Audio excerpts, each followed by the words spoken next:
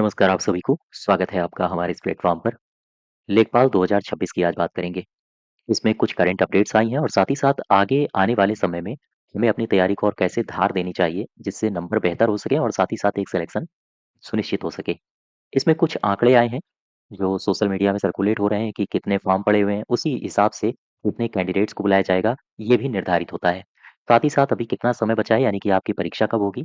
काफ़ी आप लोग चिंता में होंगे, परीक्षा कब होगी और क्या इतनी तैयारी हमारी संतुलित है परीक्षा को क्रैक करने के लिए, उन सब के बारे में डिस्कस करेंगे।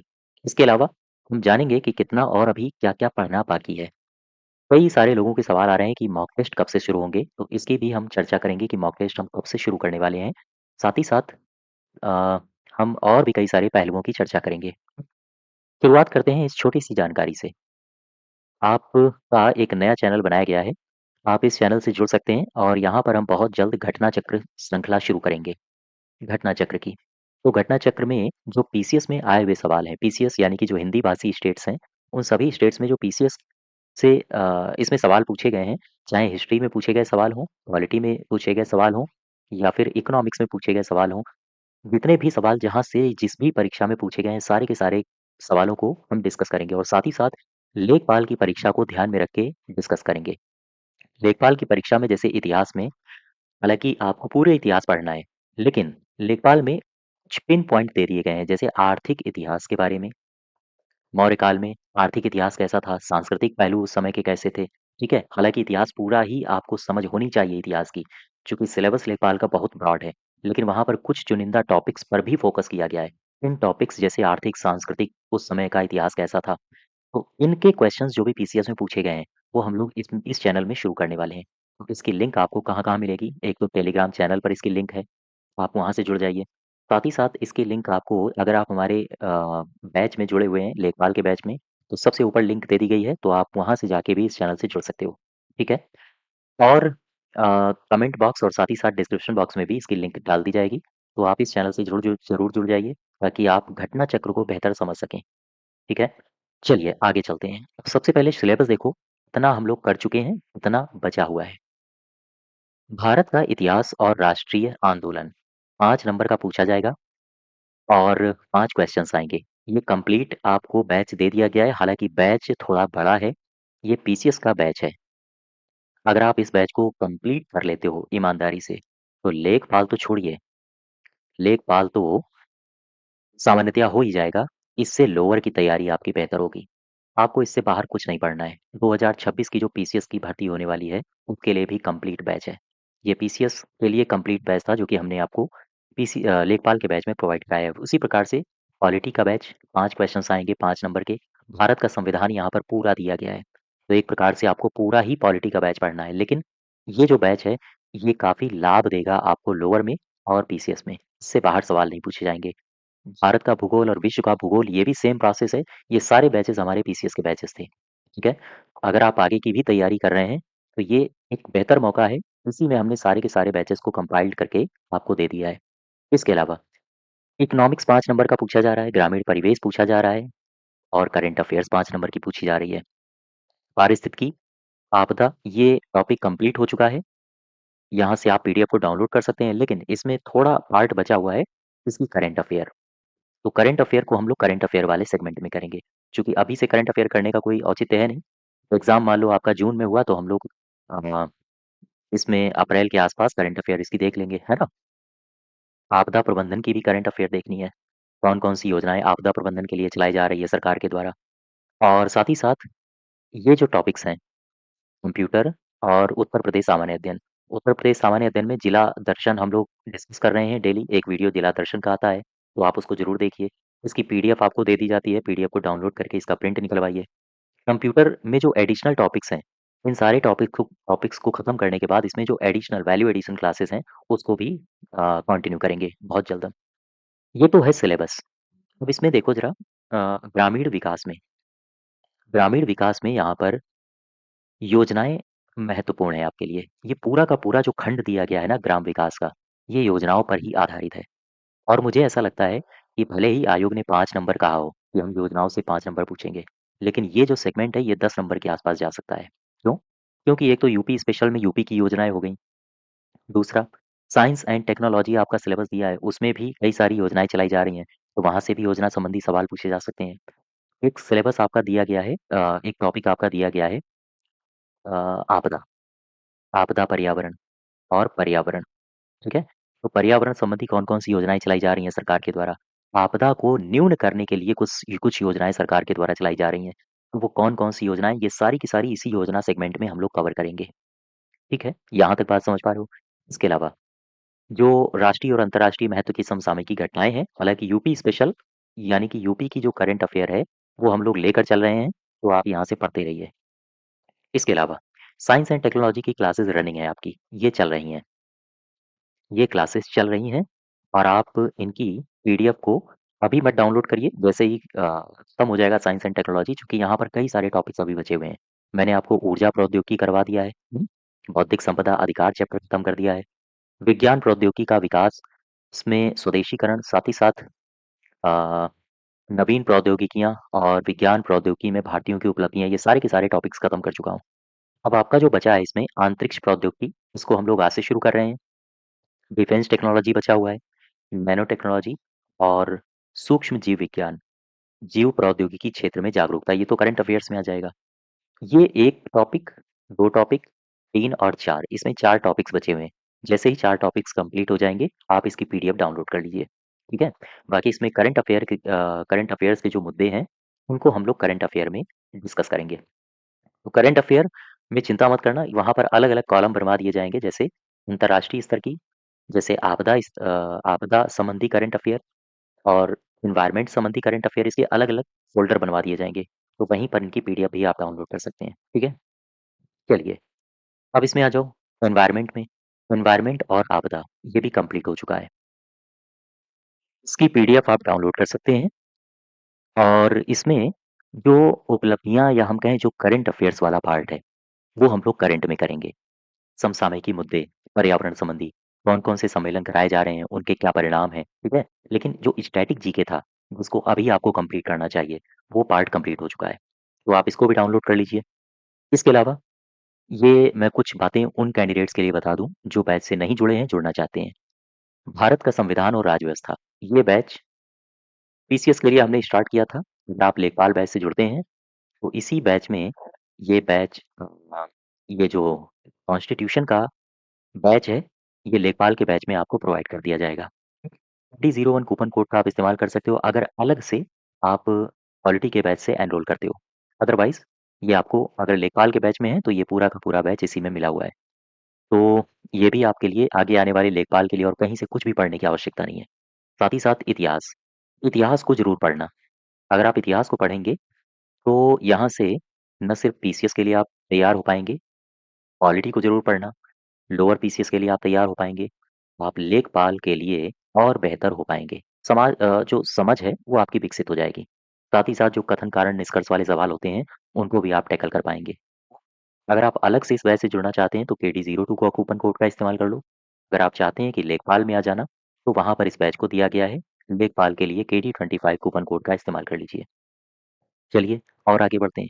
ज्योग्राफी कंप्लीट बैच, ये भी अ, लोअर पीसीएस के लिए महत्वपूर्ण है, पीसीएस के लिए महत्वपूर्ण है। साथ ही साथ इस बैच को भी हमने लेखपाल में दिया हुआ है, ठीक है? तो ये सारे के सारे बैचेज़ हैं। अलग से बैच लेंगे तो इतनी फीस लगेगी आपकी, कूपन कोड लगाएँगे तो ये फीस लगेगी। अगर लेखपाल से जुड़ जाते हैं, तो वही सारे के सारे बैचेज़ आपको मात्र KD25 कूपन कोड का इस्तेमाल करके मिल जाएँगे, है ना? तो ये बैच है, अगर आप जुड़ना चाहते हैं तो आप इस बैच से जुड़ सकते हो। 100 दिनों का कोर्स प्रोग्राम है और यकीन जानिए मार्च लास्ट या फिर बहुत ज़्यादा 10 दिन और हम लेंगे। सारा का सारा सिलेबस आपका खत्म हो जाएगा। ठीक? अगर आप एनवायरनमेंट संबंधी, आपदा प्रबंधन संबंधी बैच जॉइन करना चाहते हैं, इसके नोट्स लेना चाहते हैं, तो ये भी नोट्स आपको हमारे बैच में मिल जाएँगे। आपदा प्रबंधन, ठीक है? ये सारे के सारे बैचेज़ अवेलेबल हैं। साइंस एंड टेक्नोलॉजी की क्लासेस रनिंग पर हैं, तो आप यहाँ से ज़रूर पढ़ते रहिए। अब आपको पीडीएफ कैसी मिलेंगी? मैं उन कैंडिडेट्स के लिए बता रहा हूँ जो नए हैं, जो जॉइन करना चाहते हैं।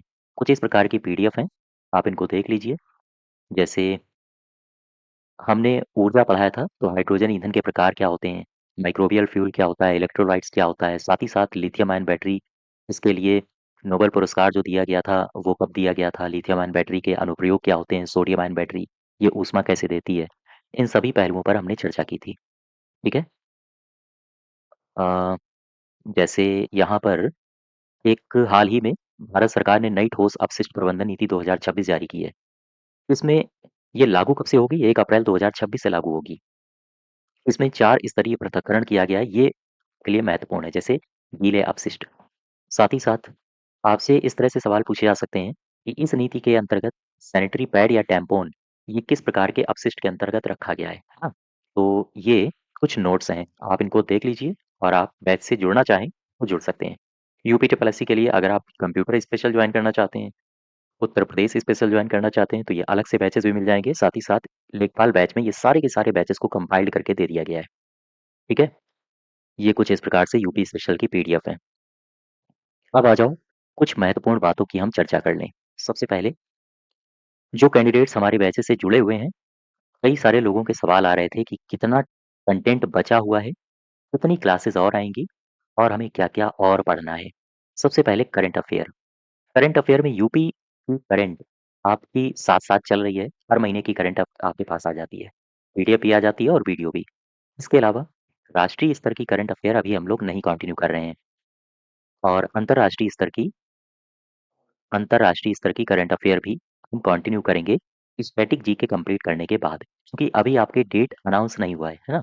और ऐसा माना जा रहा है कि जून के आसपास ये परीक्षा हो सकती है, तो अभी आपके पास करंट अफेयर को पढ़ने का मौका है।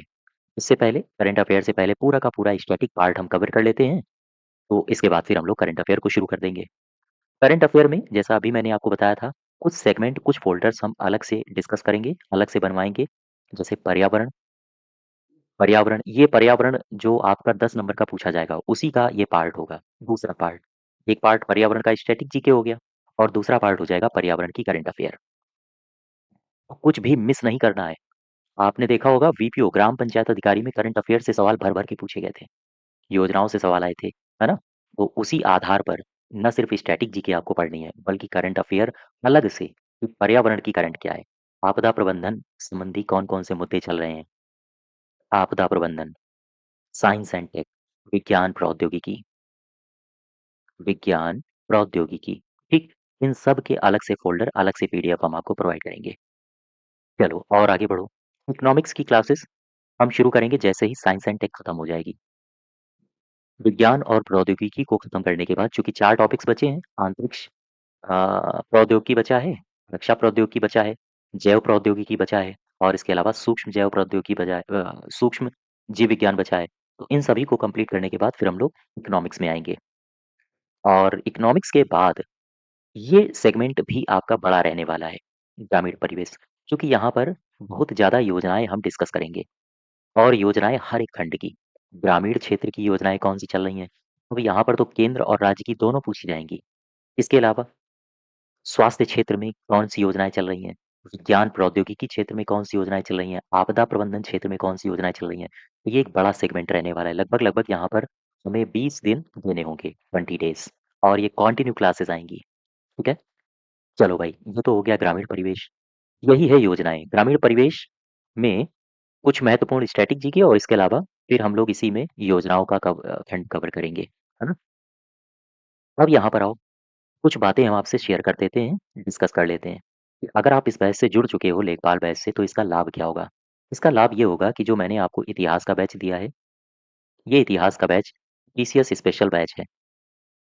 पीसीएस स्पेशल बैच है और अगर आप इस बैच को कंप्लीट कवर कर लेते हैं, तो यकीन जानिए आरओ आपका बहुत अच्छा होगा। इसके अलावा जो लोअर की वैकेंसी आने वाली है, जो बच्चे आराम से 80 नंबर, 72 नंबर लिए बैठे हैं, वो लोग अगर लोअर की परीक्षा का इंतज़ार कर रहे हैं, तो इस बैच के अलावा आपको कुछ भी पढ़ने की आवश्यकता नहीं है, ठीक? अगर सिलेबस यही रहता है तो। अगर उसमें भी इतिहास पूछा जा रहा है, तो ये इतिहास उसमें भी काम आ जाएगी। पॉलिटी अगर पूछी जा रही है, तो यही पॉलिटी उसमें भी काम आ जाएगी। हाँ, कुछ और टॉपिक्स अलग से अगर पूछेगा लोअर में, तो वो बात अलग हो जाएगी, है ना? बाकी आप लोग समझदार हो। इसके अलावा पॉलिटी पॉलिटी भी स्पेशल बैच मैंने पीसीएस के लिए चलाया था और इसी के नोट्स हमने आपको प्रोवाइड किए हैं। तो ये भी आरओ लोअर हो गया या फिर यूपी पीसीएस हो गया। इसके लिए यूपी पीसीएस इसके लिए महत्वपूर्ण है और पर्याप्त है बैच। भूगोल ये भी पर्याप्त है बैच पीसीएस के लिए और लेखपाल के। अगर आप इन सब के लिए केवल एक बैच जॉइन करना चाहते हैं, तो यही बैच आप ले सकते हैं लेखपाल का और अगर आप जुड़े हुए हैं, तो आपको चिंता करने की आवश्यकता ही नहीं है, ठीक है? साथ ही साथ लेखपाल में जो अलग से सब्जेक्ट दिए हैं, जैसे पर्यावरण, वो हम लोग लगातार कंटिन्यू पढ़ रहे हैं। चलो भाई, तो इससे बहुत सारे आपको लाभ मिल सकते हैं, अगर आप इस बैच से जुड़ चुके हैं। करना केवल इतना है कि जो लेक्चर्स हैं, रिकॉर्डेड वीडियोज़ हैं, उनको देखना ज़रूर है। उनको जब आप देखेंगे तो एक बेहतर समझ विकसित होगी और साथ ही साथ इसके बाद फिर आप नोट्स पढ़िए। नोट्स भी आपको प्रोवाइड कराए गए हैं, पीडीएफ आप निकलवा ही लेंगे, ठीक है? किसी दुकान से जाके उनको उनका प्रिंट निकलवा लीजिए। एक तरफ लेक्चर देखिए, दूसरी तरफ उनको रिवीजन कीजिए नोट्स को। बस कुल मिला के तैयारी आपकी बेहतर हो जाएगी। अब इसके बाद कई सारे कैंडिडेट्स के मैसेज आ रहे हैं कि मॉक टेस्ट का क्या होगा? ये कब से शुरू होंगे? तो ये अभी तो नहीं शुरू होंगे, इन पर काम चल रहा है। मॉक टेस्ट बन रहे हैं और ये हम शुरू करेंगे मार्च लास्ट से। यानी कि जैसे ही हमारा जो स्टैटिक पार्ट और साथ ही साथ करंट तो लगातार मॉक टेस्ट के साथ भी चलता रहेगा, ठीक है? जो भी करंट अफेयर्स होगी, मॉक टेस्ट के साथ-साथ इसको हम चलाते रहेंगे। पहले हमारी ज़िम्मेदारी है कि हम स्टैटिक पार्ट को कवर करें और आपकी ज़िम्मेदारी है कि आप इनकी सबकी पीडीएफ को डाउनलोड करिए और इनका रिवीजन करना शुरू करो। फिर इसके बाद मॉक टेस्ट हम शुरू करेंगे। काम चल रहा है, मॉक टेस्ट बन रहे हैं और जैसे ही ये सारा का सारा कंप्लीट हो जाएगा, मॉक टेस्ट हम शुरू कर देंगे, ठीक है? और याद रखिएगा, मॉक टेस्ट लगाना अनिवार्य है। एक से एक अव्वल दर्जे के क्वेश्चन्स आपके सामने आएँगे और यहाँ पर तो आप केवल और केवल रिवीजन कर रहे हैं। मॉक टेस्ट में हम ना सिर्फ नए-नए क्वेश्चन से आपका परिचय कराएँगे, बल्कि आयोग जिस प्रकार से पूछ रहा है, चाहे यूपी स्पेशल हो, कंप्यूटर स्पेशल हो या फिर जो आपका सिलेबस दिया गया है, बड़ा भारी सिलेबस, इतिहास, भूगोल, करंट अफेयर पर्यावरण, सबसे नवीन सवाल हम आपके सामने लाएँगे।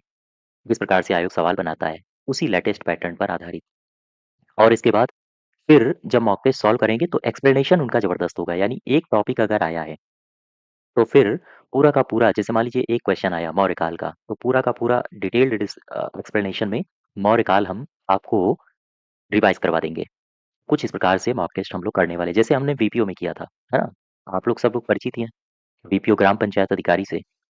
अब यहाँ पर सिलेबस कब कंप्लीट होगा? तो सिलेबस मैंने आपको बता दिया है कि 100 दिन हमने आपसे माँगे थे, तो मुझे केवल और केवल इतने दिन दे दीजिए, बहुत ज़्यादा होंगे तो 10 दिन और हम माँग लेंगे आपसे। तो इतना आप धैर्य बनाए रखो, मार्च लास्ट, ठीक है? यहाँ तक हम कोशिश करेंगे कि कंप्लीट करा दें। अच्छा, सिलेबस के बाद की रणनीति क्या होगी? सिलेबस के बाद की रणनीति एक तो हमारी मॉक टेस्ट की रहेगी, मॉक टेस्ट की और आपकी ज़िम्मेदारी क्या बनती है? आपकी ज़िम्मेदारी बनती है कि मॉक टेस्ट तो लगाएँगे ही, साथ ही साथ हम घटना चक्र ये शुरू कर रहे हैं नए चैनल पर, ठीक है? और अगर आप इस घटना चक्र सीरीज़ से जुड़ना चाहते हैं, तो इस चैनल से आप जुड़ जुड़ जाइए। इसके अलावा आपके पास भी घटना चक्र की सीरीज़ रखी होगी, जैसे इतिहास की क्वेश्चन्स आपके पास रखे होंगे, भूगोल के क्वेश्चन्स रखे होंगे, उनको आप लगाना शुरू करो। जैसे आपने इतिहास के लेक्चर देख लिए, तो फिर घटना चक्र में जो लेक्चर देखो जिस टॉपिक का, उसी टॉपिक को खोल के घटना चक्र के सारे सवाल लगा जाओ, ठीक? और जो मैंने आपको पीडीएफ प्रोवाइड कराई है, पीडीएफ में एक कॉलम मैंने छोड़ दिया है, ताकि अगर आपको नए-नए फैक्ट्स मिलते हैं, किसी परीक्षा में पूछे गए, तो वो फैक्ट्स आप नोट कर सको यहाँ पर। तो नोट्स भी हमने शानदार बनाए हुए हैं, एक-एक कॉलम छोड़ा है शॉर्ट नोट्स के लिए, तो आप उन छोटे-छोटे बिंदुओं को यहाँ पर नोट कर सकते हो, ठीक? तो कुल मिला के ज़िम्मेदारी अब आपकी बढ़ गई है। सिलेबस तो हम कंप्लीट करा ही रहे हैं, आपकी ज़िम्मेदारी ये है कि आप लगातार रिवीज़न करते रहें, लगातार आप घटना चक्र से जुड़े रहें और यकीन जानिए इतना आप कर ले गए, तो फिर लेखपाल छोड़ो, लेखपाल में तो आप ले ही लेंगे, लेखपाल का तो बैच ही चल रहा है। अगर आपने शिद्दत से इसमें मेहनत कर दी, तो फिर आप लोअर, ये कहीं नहीं गया है। अगर आप एलिजिबल हैं लोअर के मेंस के लिए, तो फिर लोअर आपका कहीं नहीं गया है। इसके अलावा यूपीपीसीएस 2026 में इसकी भी परीक्षा होने वाली है। डाल दीजिए अगर ग्रेजुएट हैं आप, आराम से निकालेंगे सारे के सारे एग्ज़ाम। तक पता चला आरओ-एआरओ की नोटिफ़िकेशन आ गया, है ना? तो कुछ नहीं, आरओ-एआरओ भी धड़ाम से निकल जाएगा। तो कुल मिला के बहुत अच्छी रणनीति के साथ एक बार एक लेखपाल को तबीयत से पढ़ो और जब आप इसको तबीयत से पढ़ लोगे तो फिर देखना यहाँ पर कितना मज़ा आता है। लोअर, पीसीएस, आरओ-एआरओ सब आपको हलवा लगेंगे। चलो भाई, अंत में मेरी सलाह एक ही है कि बेरोज़गारी बहुत है और कैंडिडेट्स भी बहुत हैं। आपकी फ़ाइट बहुत सारे कैंडिडेट से है और छोटे-मोटे तैयारी करने वालों से नहीं है। अगर आप लेखपाल के लिए मेंस में शॉर्टलिस्ट होते हैं, इसका मतलब है मान लीजिए कट ऑफ अगर 60 नंबर जाती है, 62 नंबर जाती है, 55 नंबर जाती है, तो ये क्रीम बच्चे हैं। इन क्रीम बच्चों से लड़ना बड़ा मुश्किल भरा काम है। कई सारे कैंडिडेट्स के ऐसे-ऐसे मैसेज आते हैं कि वो पिछली बार के लेखपाल में 1 नंबर या डेढ़ नंबर या 0.5 नंबर से चूक गए। यहाँ पर गलतियाँ वो मत दोहराइए जो फिर से आपको निराश कर सकें, ठीक है? बाकी आप जानते तो वही कि अगर बेरोज़गारी है तो फिर जीवन में उतार-चढ़ाव तो आते ही हैं। आर्थिक समस्याएँ भी बहुत आती हैं। आर्थिक समस्याएँ ऐसी समस्याएँ होती हैं आप तो रोज़-रोज़ दो-चार होते होंगे इन समस्याओं से कि इससे रिश्ते भी बिगड़ने लगते हैं। सामान्यतया जो घरवाले ही होते हैं वो भी कहीं न कहीं हमें कुछ ठीक संबंध नहीं रख पाते हैं। चूँकि एक बेरोज़गारी और दूसरा आर्थिक समस्याएँ और अगर ऐसी दिक्कतें हमारे सामने आती हैं तो आपको पता है, हमारी जो मानसिक स्थिति होती है, मानसिक अस्थिरता बढ़ने लगती है। इस वजह से ये जो लेखपाल की नौकरी है, ये महत्वपूर्ण है आपके लिए, ठीक है? और इसका अपना भौकाल तो होता ही है। 4-5 गाँव आपको दे दिए जाते हैं, कि भैया ये आपके अंडर में है, इनमें विकास कार्य करिए। और कुछ बेहतर आप कर सकते हो, गाँव वालों के लिए और अपने लिए। और बाकी अगर फिर से यहाँ पर चूक गए तो फिर से वही समस्याएँ, सबसे बड़ी समस्या यही है। और यही अगर समस्या सबसे बड़ी है तो फिर इससे आर्थिक समस्याएँ पैदा होंगी, इसी से रिश्तों में दरार पैदा होती है और आप मानसिक रूप से अस्थिर होते चले जाते हैं। और कोशिश करिए कि सारे के सारे झंझावातों को एक तरफ रख के केवल और केवल सिलेबस पर फ़ोकस करो। सिलेबस पर फ़ोकस करो, जो नोट्स दिए जा रहे हैं, उन नोट्स को रिवीज़न करने पर फ़ोकस करो, ठीक है? अब आ जाओ यहाँ पर, कॉम्पिटिशन कितना है? अभी एक सोशल मीडिया में एक न्यूज़ पब्लिश या न्यूज़ सर्कुलेट हो रही है, उसमें ये दिया गया है कि लगभग 9 लाख फॉर्म पड़े चुके हैं, 9 लाख और 1 पद है, मान लेते हैं, 1 पद के लिए 111 लड़के लड़ रहे हैं, 111 ठीक है? 9 लाख फॉर्म पड़े हैं, 9 8.9 के आस-पास लोग हैं। तो वो आप देख लीजिए डेटा मुझे इतना एग्ज़ैक्ट याद नहीं है। लगभग 9 लाख अगर फॉर्म है तो 1 पद के लिए 111 110 लड़के लड़ेंगे। तो कॉम्पिटिशन तो है भैया और ये 110 111 20 नंबर वाले बच्चे नहीं हैं। ये बच्चे जो हैं, ये किसी के 72 नंबर हैं, किसी के 82 नंबर हैं, किसी के 84 नंबर हैं, किसी के 62 नंबर हैं, किसी के 65 नंबर हैं। ऐसे इस स्तर के बच्चे हैं। तो आप समझ सकते हो कॉम्पिटिशन कहाँ है, कितना है कॉम्पिटिशन, ठीक है? और देखो ज़रा इसमें कट ऑफ क्या रहने वाला है? मेरे हिसाब से कट ऑफ में अगर आप आयोग ने जिस हिसाब से कहा है कि हम 15 से 30 गुना बच्चे बुलाएँगे, तो लगभग 60 से 62 नंबर के आस-पास अगर आपके हैं, तो फिर आप अंदर हो, अपनी सुनिश्चितता घोषित कर सकते हो।